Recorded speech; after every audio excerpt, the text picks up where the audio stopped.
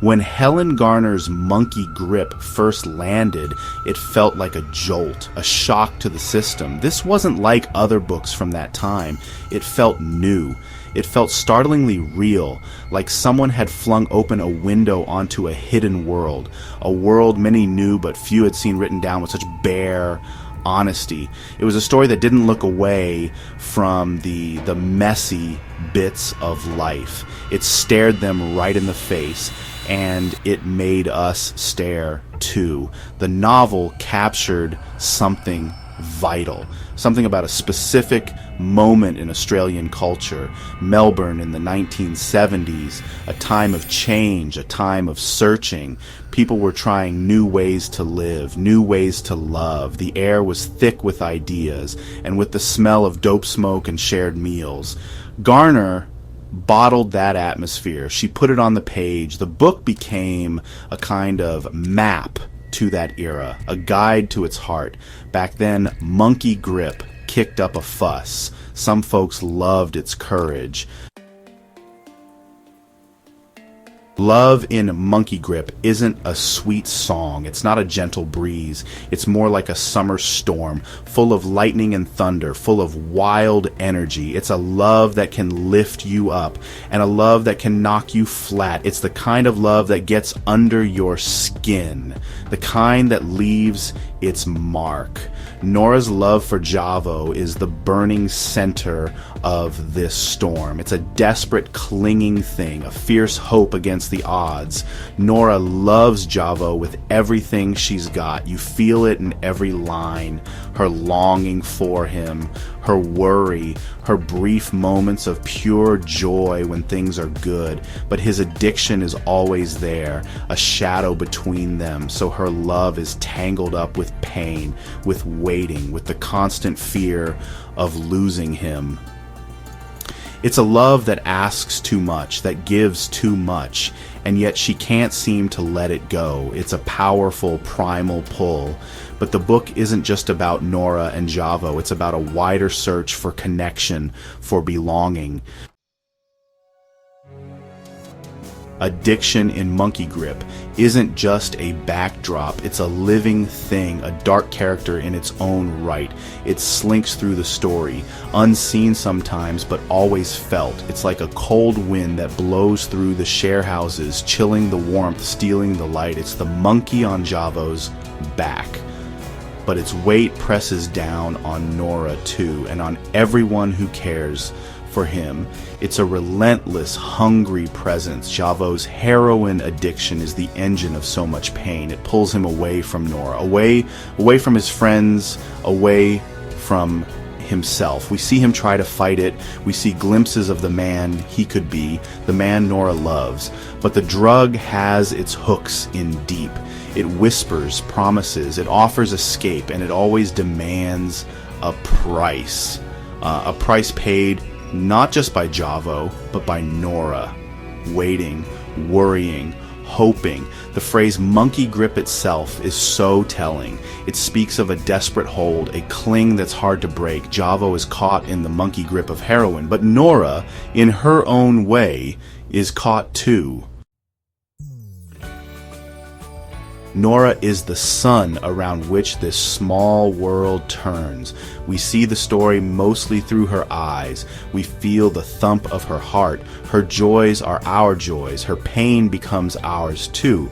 She's not a saint. She's not a victim. Not really. She's a woman, flawed and strong, trying to make sense of her life, trying to find her way in a world that keeps shifting under her feet. She's utterly, beautifully human. There's a fierce independence in Nora. She's a single mother. She's a writer. She has her own life, her own mind, yet she also has this deep, aching need for love, for connection, especially with Javo. This contradiction makes her so real, so relatable. She wants to stand on her own 2 feet, but her heart keeps tripping her up, pulling her back towards him, towards the chaos he brings. It's a constant tug of war inside her. Her journey with Javo is a roller coaster, wild highs that make her spirit soar, crushing lows that leave her breathless. She clings to the good moments. She magnifies them. She uses them as fuel to keep going through all the broken promises, all the disappearances.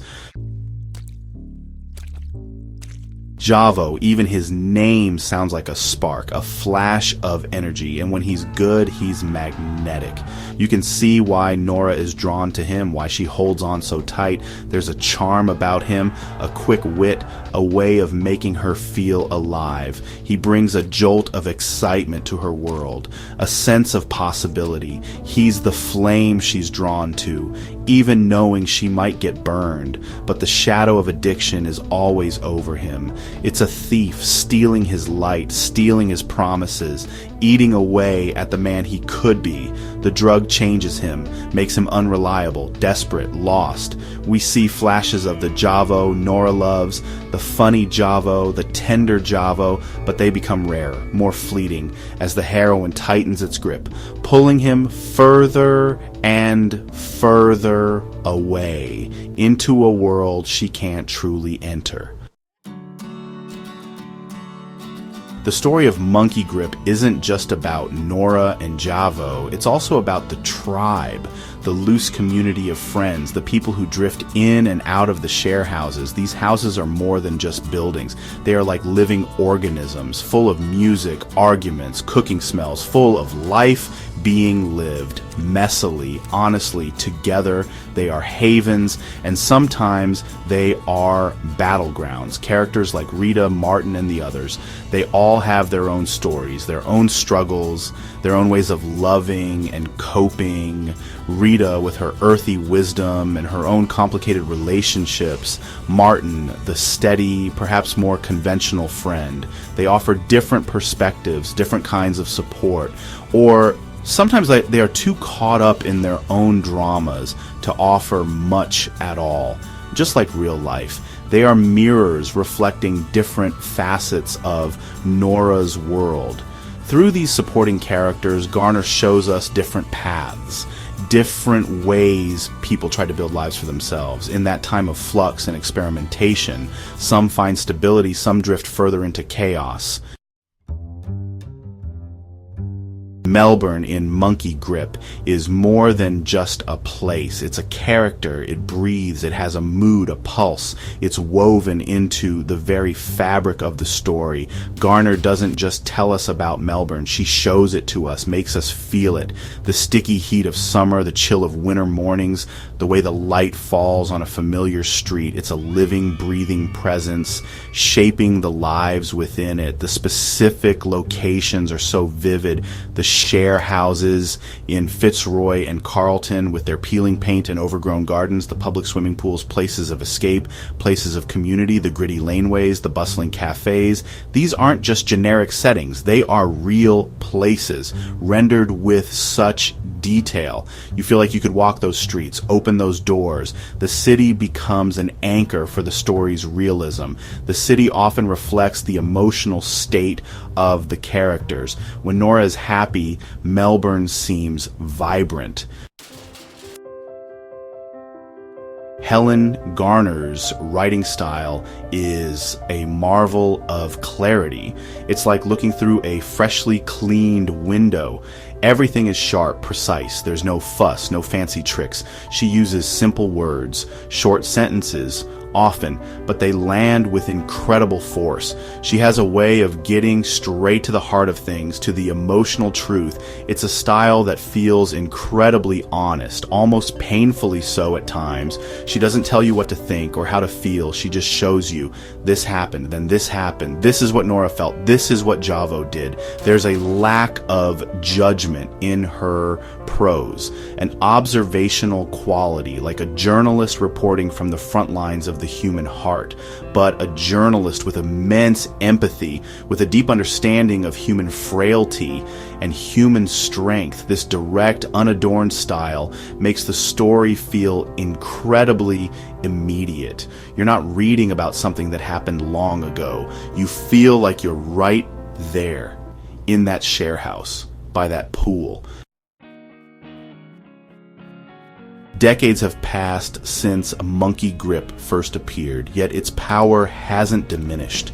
It still grabs you, still holds you, still makes you think and feel. This isn't a book that fades into the background. It stays with you long after you've turned the final page. It's raw honesty.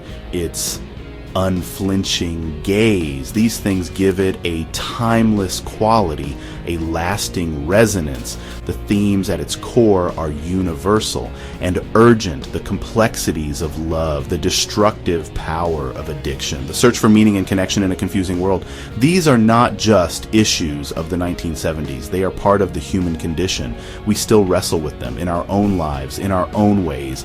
Monkey Grip acts as a mirror, reflecting our own struggles, our own hopes.